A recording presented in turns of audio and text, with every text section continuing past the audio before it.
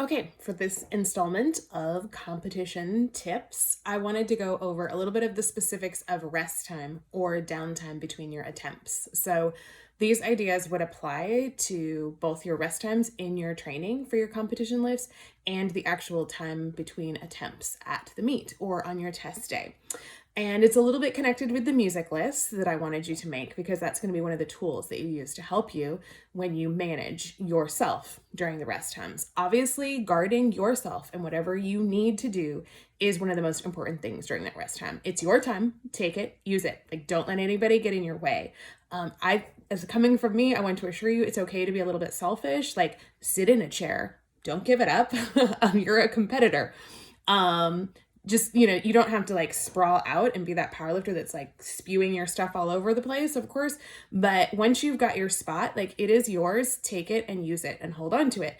But sit down. So you lift, right? The goal would be that then you come back, you kind of decompress. And so you want to sit down.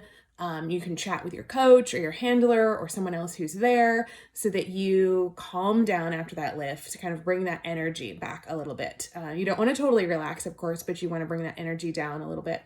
Your music choice can reflect that. So if you were really using music to ramp you up for that attempt, now would be a time not necessarily to go to your chill all the time necessarily, unless you really need it, but whatever you need to do to have that music kind of just help you to slow down a tad. I think it's really important to sit unless you are one of those people who absolutely cannot. But if you can sit, do it because that is important in rest. Drink some water. Right after your attempt is a great time to do it. Right after your attempt is also a great time to go to the bathroom. So this is also good to have thought about this. If you're going to want to use the bathroom between attempts, basically just do it so you don't have to think about whether or not you have enough time. So again, you make that attempt, you come back, bring yourself down, use the bathroom, get some water, start to calm yourself. You have to keep an eye or have a handler keep an eye on things for you because you are going to have to start to amp yourself back up again. So ways that you can do that, you're a couple minutes out, you want to start building that intensity, that focus, that energy, you're going to change your music. So you're going to find some song that's got a stronger beat, it's a little bit faster tempo, something that helps to get your energy up, as I keep saying. But that's really the key. You're managing your energy output, I think, during these rest times versus attempts. So now you're starting to build it up. Your music is helping with that. Again, this is the time when you're really not distracted. So if there are other competitors, you can nod to them, you can say good job, but I would avoid getting into conversation in the couple of minutes right before your next attempt. And then think through a few things in your own mind. And you have to be very disciplined in this. But some of the things you can think about are repeating your kind of master key cue for that lift. So don't become obsessive.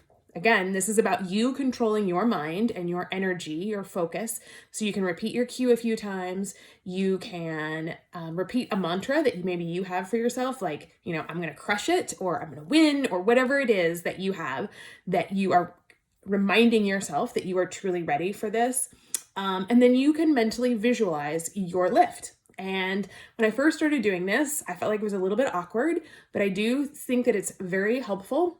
We could start pulling studies for this as well. But the basic idea is that you do go through the mental steps of getting yourself ready for that lift, and you see yourself making a successful attempt. And I highly recommend trying that in your training these next couple weeks, and then being able to, so that you're prepared to do that for the meet itself.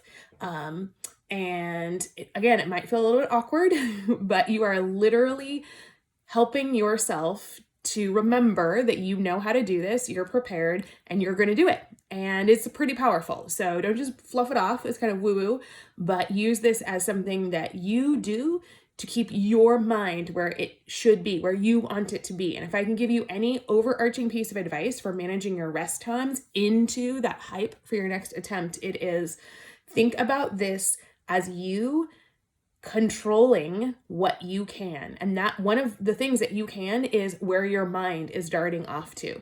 So again, it's a balance in both timing, making sure you're not just staying amped up, but you're actually letting yourself relax again and then work back up.